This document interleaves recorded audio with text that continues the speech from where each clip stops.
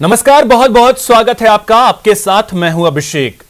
पाकिस्तान की इमरान सरकार ने आर्थिक मोर्चे पर घुटने टेक दिए हैं। हालांकि अभी भी उनकी आतंकियों से मोहब्बत में कमी नहीं आई है। शायद इसीलिए वो शैतानों को रिहा कर रहे हैं। उधर समंदर में पंचशक्ति के डर से चीन में हड़कंप मचा हुआ है। आज के इस शो में हम पंचशक्ति से डरे चीन और आतंकियों से मोहब्बत करने वाले पाकिस्तान की खबर दिखाने वाले हैं। तो शुरू करते हैं आज की स्पेशल रिपोर्ट।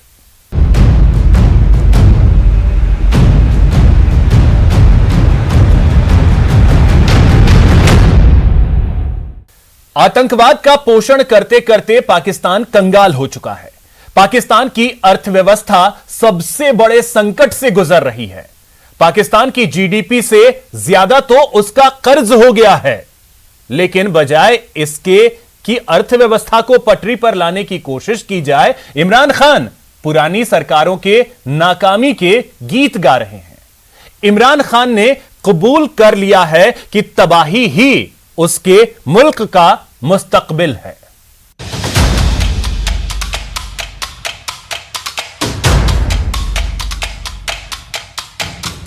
हमारा सबसे बड़ा प्रॉब्लम यह है कि हमारे पास इतना पैसा नहीं है अपने मुल्क को चलाने के लिए।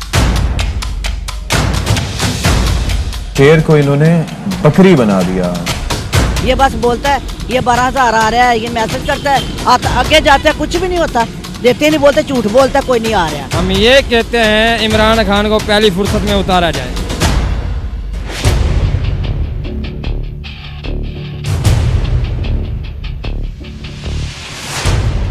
आखिरकार नाना करते इकरार कर ही बैठे इमरान खान। नियाजी ने स्वीकार कर ही लिया कि अब पूरी तरह से कंगाल हो चुका है पाकिस्तान। कल तक रियासत मदीना की बात करने वाले इमरान खान सिर झुकाए जनता के सामने आए और अपने मुल्क की तबाही का कर दिया ऐलान। हमारा सबसे बड़ा प्रॉब्लम यह है कि हमारे पास इतना पैसा नहीं है अपने मुल्क को चलाने के लिए, और जिसकी वजह से हमें कर्जे लेने पड़ते हैं। और ये हमने जो एक जिस तरह घर भी किसी का हो, अगर घर के अंदर आपके खर्चे ज्यादा है और आपकी आमदनी कम है, वो घर मुश्किलात में पड़ा ही रहेगा। उसमें कभी भी उस घर के अंदर आगे बढ़ने की सलाहियत नहीं होगी, क्योंकि वो जो पैसा आपके पास सेव करके जो आप इन्वेस्ट करते हैं अपनी फ्यूचर के लिए, वो आपके पास पैसा ही नहीं होगा कभी। ये तो होना ही था। चारवाक दर्शन को आत्मसात करने वाले पाकिस्तान को बर्बाद होना ही था। कर्ज लेकर कर्ज चुकाते जाने से किस देश की अर्थव्यवस्था सुधरी है? कर्ज के पैसों से आतंकवाद का भरण पोषण करने से कौन सा मुल्क खुशहाल हुआ है? लेकिन ना तो पाकिस्तान की पूर्ववर्ती सरकारों ने इस मामले की गंभीरता को समझा और ना ही मौजूदा प्रधानमंत्री इमरान खान। तो हुआ वही जो होना चाहिए था। पाकिस्तान का खजाना खाली हो गया, जनता पर महंगाई का बोझ बढ़ गया, और तो और चिड़ियाघर में बंद बेजुबान भी भूख से दम तोड़ने लगे। आपके टेलीविजन स्क्रीन पर नजर आ रहा ये कोई आम जानवर नहीं, बल्कि जंगल का राजा शेर है। लेकिन कराची चिड़ियाघर में खाने की सप्लाई करने वाले ठेकेदार ने बकाया राशि का भुगतान ना होने पर जानवरों का खाना रोक दिया। तो खबर है कि खाना ना मिलने की वजह से एक सफेद शेर ने दम तोड़ दिया। वीडियो जो सर्कुलेट कर रही थी, जिसमें हम देख सकते थे एक नायाब नस्ल का सफेद शेर जो कि बड़ी ही कसमपुर्सी की हालत में ऐसा लग रहा था कि वो खुश्क साली का शिकार है। उसकी वीडियो देख के दिल बहुत दुख रहा था। और कुछ वाजिबात की अदायगी की वजह से भी पिछले 13 दिनों से जो फूड सप्लाई करते हैं कराची जू के जानवरों को, उन्होंने भी कहा जी क्योंकि हमें यह वाजिबात की अदायगी नहीं की गई, तो इसलिए हम खाना नहीं पहुंचाएंगे। जू में मौजूद जितने भी जानवर हैं, और इसमें हमने देखा तो मतलब शेर को इन्होंने बकरी बना दिया। Just imagine. सोचिए, जिस देश के पास चिड़ियाघर में बंद जानवरों को खाना खिलाने के पैसे नहीं हैं, वो देश हिंदुस्तान से टक्कर लेने की बात करता है। जिस देश के पास अपने लोगों का पेट भरने के लिए अनाज नहीं है, वो बम, गोली और बारूद की बात करता है। लेकिन पाकिस्तान की इतनी बुरी हालत इतनी जल्दी हो जाएगी, इसकी उम्मीद शायद ही किसी को थी। पाकिस्तान कर्ज के जाल में उलझकर इतनी जल्दी बिखर जाएगा, इसकी उम्मीद शायद ही किसी को थी। तो आपको बता दें कि आतंक परस्त पाकिस्तान की जीडीपी से ज्यादा उस पर अब कर्ज हो गया है। स्टेट बैंक ऑफ पाकिस्तान के मुताबिक पाकिस्तान का कर्ज 50.5 लाख करोड़ रुपए को पार कर गया है, जिसमें से 20.7 लाख करोड़ रुपए अकेले मौजूदा सरकार का लिया गया कर्ज है। पाकिस्तान का अंक गणित कहता है कि देश के कुल कर्ज में लगभग 70% की वृद्धि हुई है। यही नहीं, प्रत्येक पाकिस्तानी पर जून 2018 में 1,44,000 रुपए बकाया था, जो सितंबर 2021 तक बढ़कर 2,35,000 रुपए हो गया। जीडीपी हमारी देखो $325 बिलियन की थी, वो $270 बिलियन पे आके रुक गई है। अभी आप देख लें कि डेट और हमारा जीडीपी वो ऑलमोस्ट 95% हो गया है, मतलब है कि 5% भी शायद नहीं रहा है इन रियल टर्म। तो अभी आप देख लें कि खुदा ना खास्ता हमें सारी दुनिया के कर्जे अगर वापस करने और लोकल कर्जा भी, तो पाकिस्तान की कोई चीज़ नहीं बचती। सारे एयरपोर्ट, सारे जनाब हमारी जो कहते हैं कैश क्रॉप भी इसमें शामिल हो जाएंगी, हमारे स्टेट कॉरपोरेशन सारी की सारी। तो ये तो बड़ी खौफनाक सूरत हाल है जिस तरह हम जा रहे हैं। इसके लिए तो जरूरी है कि कोई बैठ के कंसेंसस हो पॉलिटिकल पार्टीज के अंदर। ये सारे अपने अपने सियासी मफादात में लगे हुए हैं और प्रोसेस में मुल्क का नुकसान हो रहा है। साल 2019 में पाकिस्तान के वजीर आजम इमरान खान ने सार्वजनिक ऋण को 20 लाख करोड़ रुपए तक लाने की कसम खाई थी। इमरान खान ने 10 वर्षों में 18 लाख करोड़ रुपए का कर्ज बढ़ने के मुद्दे पर जांच की भी बात कही थी। जांच पूरी हो गई, पता चल गया कि कैसे पाकिस्तान कर्ज के दलदल में फंस चुका है, लेकिन इमरान खान ने जांच रिपोर्ट जारी नहीं होने दी। तो सवाल ये कि क्या बहती चिनाब में इमरान खान भी अपने हाथ धो रहे थे? क्या इमरान खान भी पहले की सरकारों के दिखाए रास्ते पर ही चल रहे थे? खैर, जो भी है, लेकिन इतना तो तय है कि अब पाकिस्तान को नीलाम होने से कोई नहीं बचा सकता। तो उसके लिए एक और बुरी खबर यह है कि आईएमएफ ने भी पाकिस्तान को लोन देने से इनकार कर दिया है। आईएमएफ को मनाने के लिए इमरान सरकार ने बिजली और पेट्रोल डीजल की कीमतों में भारी वृद्धि की, लेकिन इससे भी वैश्विक संस्था को संतुष्ट नहीं किया जा सका।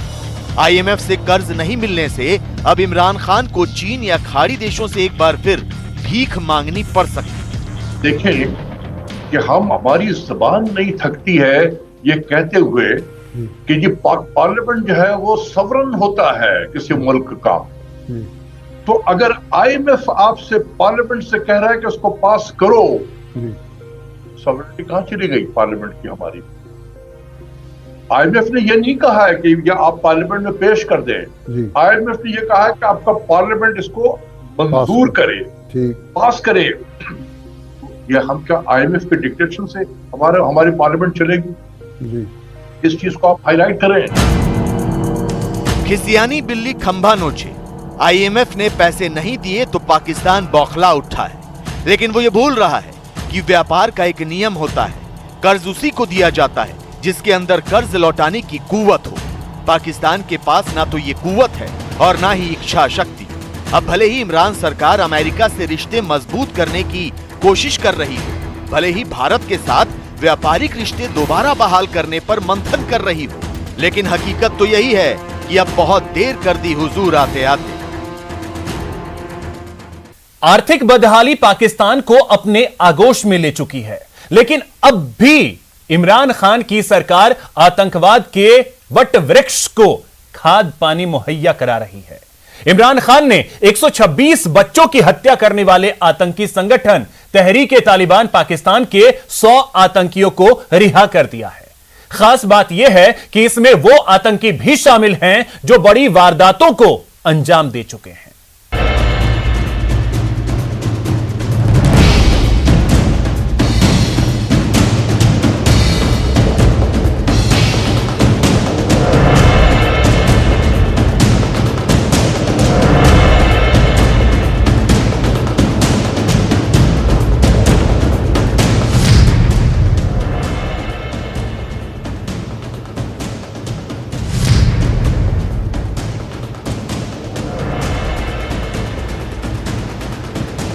पूरी दुनिया को पता है कि पाकिस्तान के प्रधानमंत्री इमरान खान नियाजी सेना के सामने नतमस्तक हैं। पाकिस्तान के प्रधानमंत्री इमरान खान नियाजी कट्टरपंथियों से दहशत में हैं, लेकिन अब तो उन्होंने बेगुनाहों का खून बहाने वाले आतंकियों के सामने भी सरेंडर कर दिया है। 16 दिसंबर 2014 को पेशावर के सैनिक स्कूल पर हमला कर 126 बच्चों की हत्या करने वाले आतंकी संगठन के सामने इमरान खान ने आत्मसमर्पण कर दिया है। जो आतंकी संगठन पाकिस्तान में तथाकथित जमहूरियत की जगह शरिया लागू करना चाहता है, इमरान खान ने उसकी शर्तें मान ली। तहरीक-ए-तालिबान पाकिस्तान, ये वो नाम है जिसने आतंक परस्त पाकिस्तान को भी दहला दिया, जिसने अपनी आतंक नीति से आतंकिस्तान को भी घुटनों पर ला दिया। लेकिन हद तो तब हो गई जब पाकिस्तान के मौजूदा प्रधानमंत्री इमरान खान ने इस आतंकी संगठन को अभय दान दिया। जी, पाकिस्तान की सरकार ने आतंकी संगठन टीटीपी के 100 दहशतगर्दों को रिहा कर दिया। हालांकि सरकार की तरफ से ये सफाई दी गई कि ये रिहाई टीटीपी की किसी मांग को पूरा करने के लिए नहीं हुई। दावा किया जा रहा है कि उन्हीं आतंकियों को रिहा किया गया जो सरकार की डी रेडिकलाइजेशन यानी आतंकवाद से दूर करने की प्रक्रिया का हिस्सा थे। लेकिन पाकिस्तान के कई अखबारों ने इस दावे से इनकार करते हुए लिखा है कि रिहा किए गए ज्यादातर आतंकियों ने सरकार की डी रेडिकलाइजेशन की प्रक्रिया पूरी नहीं की। और तलब बात यह है कि ये ग्रुप जो है आतंकवादी संगठन या कट्टरपंथी संस्थाएं जो हैं पाकिस्तान में, ये बहुत पावरफुल हो चुकी हैं और इनका सपोर्ट पाकिस्तान की सेना में भी काफ़ी है। तालिबानाइजेशन प्रोसेस जो ज़ियाउल हक ने शुरू किया था वो चरम सीमा पे है इस समय पाकिस्तान में। दूसरी बात ये भी है कि जो ट्रेडिशनल पॉलिटिकल एलीट था पाकिस्तान का, पंजाब बेस्ड, अब उसके हाथ से सत्ता निकल के इन मौलवियों के हाथ में रियल पावर इन लोग के पास आ रही है। इसी महीने की 8 तारीख को तहरीक-ए-तालिबान पाकिस्तान ने ऐलान किया था कि उसकी 1 महीने के युद्ध विराम के लिए सरकार के साथ सहमति बन गई। तब टीटीपी ने कहा था कि अगर दोनों पक्ष सहमत हो गए तो युद्ध विराम की अवधि और बढ़ाई जाए। तो अब ऐसी खबरें आ रही हैं कि पाकिस्तान सरकार और टीटीपी के बीच अफगानिस्तान में 3 दौर की बातचीत हुई। उनमें से एक दौर की वार्ता काबुल में हुई, जबकि 2 दौर की बातचीत खोश्त में हुई। पाकिस्तान के अखबार एक्सप्रेस ट्रिब्यून की माने तो दोनों पक्षों ने ऐसी कई साझा समितियां बनाई हैं जिनका मकसद युद्ध विराम कायम रखते हुए स्थायी शांति समझौते की तरफ बढ़ना है। लेकिन अब जिस तरह से इमरान खान ने आतंकी संगठन टीटीपी के 100 आतंकियों को रिहा किया है, उससे पाकिस्तान में बवाल मच गया। पाकिस्तान के विपक्षी दल और जनता इमरान खान पर उंगलियां उठा रहे हैं। हुकूमत की जानिब से टीटीपी के 100 कैदियों को रिहा कर दिया गया है, यानी ये 100 ऐसे अफराद जो इस तंजीम की बाकायदा रुकन थे, जो पाकिस्तान में दहशतगर्दी में मुलव्विस रही है, हजारों शहरियों और सिक्योरिटी फोर्सेस के जवानों की मौत की जिम्मेदार है। लेकिन इन लोगों से बासपुरस की बजाय रियासत इन्हें मनाने की कोशिश में मसरूफ है। और जब हुकूमत से पूछा जाता है कि आखिर ये मुज़ाकरात किन शराइत पर हो रहे हैं, क्या मुआहदा किया जाएगा, और जब ये मुआहदा हो जाएगा तो क्या संगीन जुराइम के मुल्जिमान को भी ऐसे ही छोड़ दिया जाएगा, तो हुकूमत वाज़े जवाब देने से गुरेज करती है। टीटीपी के साथ पाकिस्तान सरकार के समझौते पर सवाल उठने लाजमी है, क्योंकि टीटीपी अकेला ऐसा आतंकी संगठन नहीं है जो पाकिस्तान में सक्रिय है, बल्कि कई आतंकी संगठन पाकिस्तान की सरजमीन से दहशत फैलाने के काम में जुटे हैं। ऐसे में बहुत मुमकिन है कि ये आतंकी संगठन भी रियायत की मांग करने लगे। ये आतंकी संगठन भी पाकिस्तान की सरकार को ब्लैकमेल करने लगे। और अब बात चीन की, जो अपनी आक्रामक रणनीति की वजह से कई देशों के निशाने पर है। दरअसल चीन समुद्र के रास्ते दुनिया पर अपना वर्चस्व स्थापित करने की कोशिश में लगा है। लिहाजा चीन को रोकने के लिए पंचशक्ति मैदान में उतर चुकी है। 5 शक्तिशाली देशों का समूह जापान सागर में युद्धाभ्यास कर रहा है और इस युद्धाभ्यास से बीजिंग की मुश्किलें बढ़ गई हैं।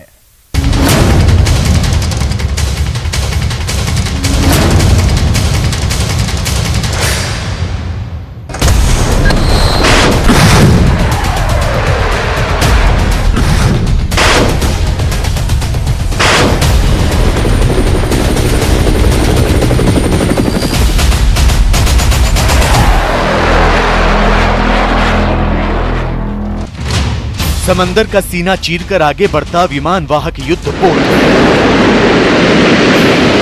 नीले पानी में जंगी जहाजों का बेड़ा, युद्धक जहाजों से निकलती मिसाइलें, आसमान में उड़ान भरते फाइटर जेट। ये तस्वीरें किसी युद्ध की नहीं हैं, बल्कि उस संभावित युद्ध की तैयारी की है जिसका चीन कभी भी आगाज कर सकता है।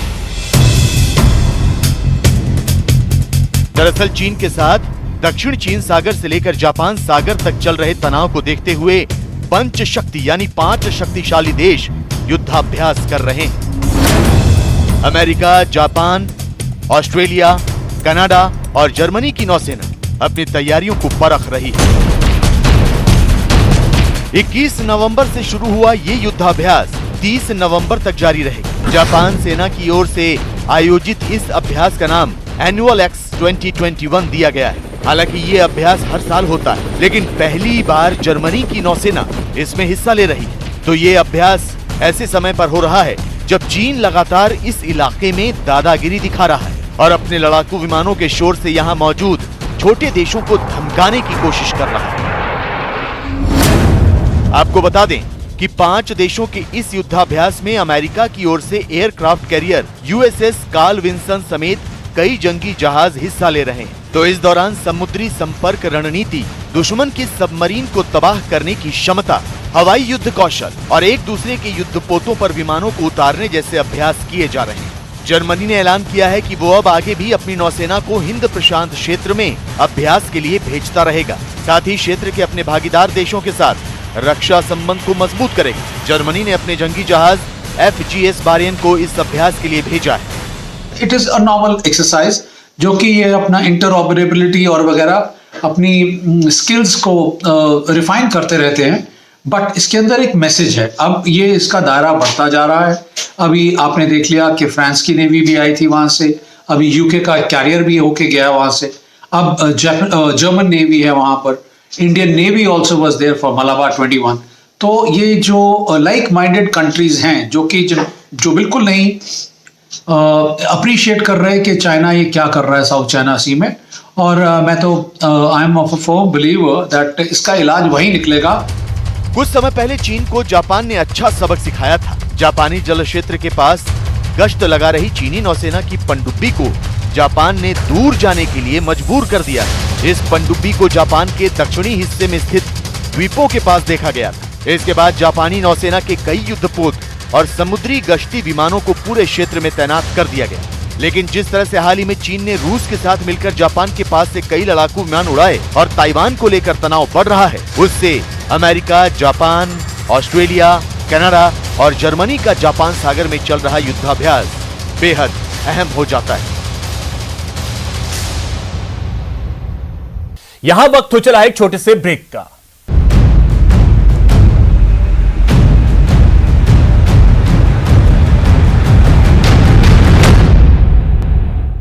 ब्रेक के बाद बात संविधान दिवस की।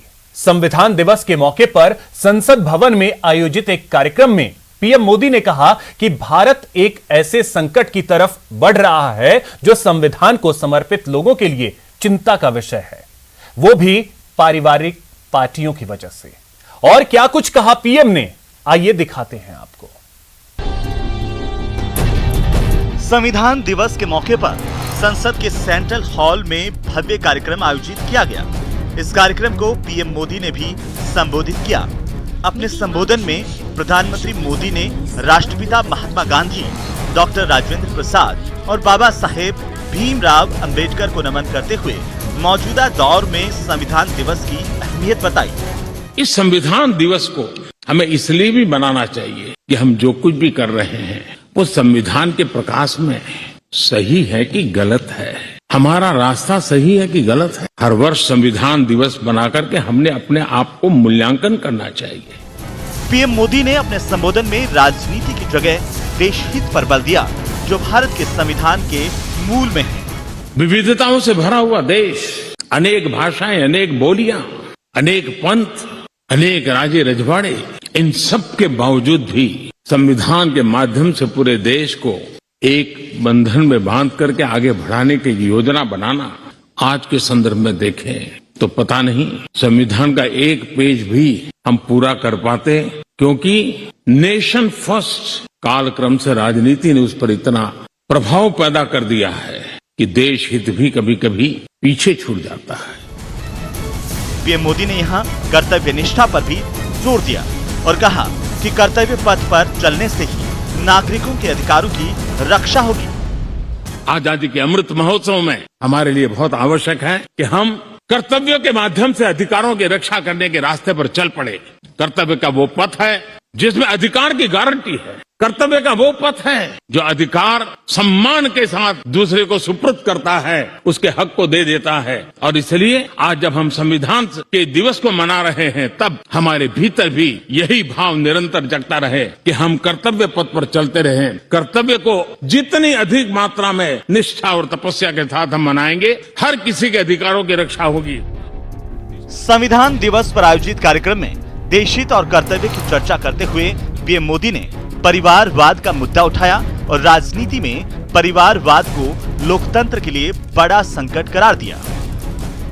और जब मैं ये कहता हूं कि पारिवारिक पार्टियां, इसका मतलब मैं ये नहीं करता हूं कि एक परिवार में से एक से अधिक लोग राजनीति में ना आए। जी नहीं, योग्यता के आधार पर जनता के आशीर्वाद से किसी परिवार से एक से अधिक लोग राजनीति में जाएं, इससे पार्टी परिवारवादी नहीं बन जाती है। लेकिन जो पार्टी पीढ़ी दर पीढ़ी एक ही परिवार चलाता रहे, पार्टी की सारी व्यवस्था परिवारों के पास रहे, वो लोकतंत्र, स्वस्थ लोकतंत्र के लिए सबसे बड़ा संकट होता है। पीएम मोदी ने यहाँ राजनीति में भ्रष्टाचार को लेकर के भी अपनी चिंता जाहिर की। न्यायपालिका ने स्वयं ने किसी को अगर भ्रष्टाचार के लिए घोषित कर दिया हो, भ्रष्टाचार के लिए सजा हो चुकी हो, लेकिन राजनीतिक स्वार्थ के कारण उसका भी महिमा मंडन चलता रहे, भ्रष्टाचार को नजरअंदाज करके सिद्ध हुई हकीकतों के बावजूद भी जब राजनीतिक लाभ के लिए सारी मर्यादाओं को तोड़कर, लोक लाज को तोड़ करके उनके साथ बैठना उठना शुरू हो जाता है, तो देश के नौजवान के मन में लगता है कि अगर इस प्रकार से राजनीति के क्षेत्र में नेतृत्व करने वाले लोग भ्रष्टाचार में डूबे हुए लोगों की प्राण प्रतिष्ठा कर रहे हैं, मतलब उनको भी वो रास्ता मिल जाता है कि भ्रष्टाचार के रास्ते पर चलना बुरा नहीं है। सेंट्रल हॉल में आयोजित संविधान दिवस कार्यक्रम को राष्ट्रपति रामनाथ कोविंद ने भी संबोधित किया। राष्ट्रपति ने कहा कि संसद में प्रतिस्पर्धा को प्रतिद्वंदिता नहीं समझा जाना चाहिए। प्रभावी प्रतिपक्ष के बिना लोकतंत्र निष्प्रभावी हो जाता है। कार्यक्रम में उपराष्ट्रपति वेंकैया नायडू, लोकसभा स्पीकर ओम बिरला समेत कई केंद्रीय मंत्री और सांसद शामिल हुए। Bureau report, news 18 network. तो फिलहाल स्पेशल रिपोर्ट में इतना ही। नमस्कार।